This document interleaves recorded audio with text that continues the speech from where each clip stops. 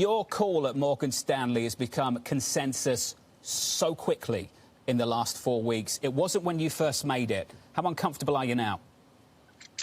Well, I'm delighted because we bought a lot of these reopening stocks in our funds. Starting last summer. In fact, I think I was on the show and I think I mentioned cruise ships to Tom, and I think he, choked on his breakfast. But those stocks have rocketed, and so they're pricing in post-COVID. And I think the point is that when we get through COVID, it will be too late to own most of these stocks. And that's the toughest thing about the market. The market looked forward, but the economic data is concurrent, and that's where the biggest dichotomy. So I think it's quickly happening.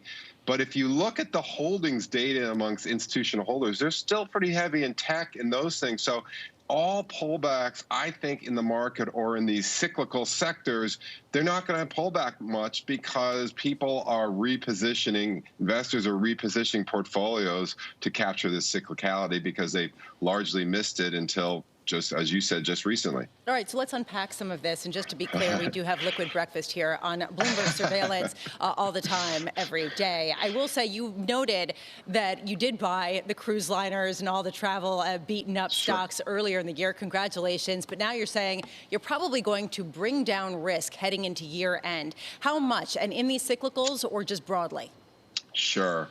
So, look, I'm a mutual fund manager. I'm a long equity, so I got to be in equities, but I just our exposure through, obviously the amount of risk. And look, the market we had a tremendous November. We all know that. We saw record inflow. Sentiment is very high. It has all the trappings of a dangerous time, but for the fact it's December.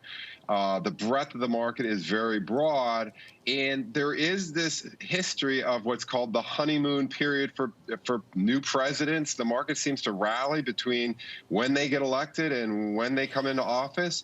But I suspect by the end of this month, the market will be very overbought. The breadth will start to narrow. And I think a lot of the defensive areas will have, and they've already lagged a lot. And that, to me, is a time to bring down risk because I suspect the market will have a tougher go at some point in January. And, look, we're not right now, everyone's focused on COVID, but there are other risks out there that no one's mentioning. And I think we have to talk not about the known risk, which are COVID and how to distribute it. What about the unknown risk? Has anyone talked about geopolitics, other than with China in the last, year? What are other risks out there that could pop up? Because my experience in this business is it's the unknown risk that no one's talking about. That's what brings the market down. I don't think COVID will.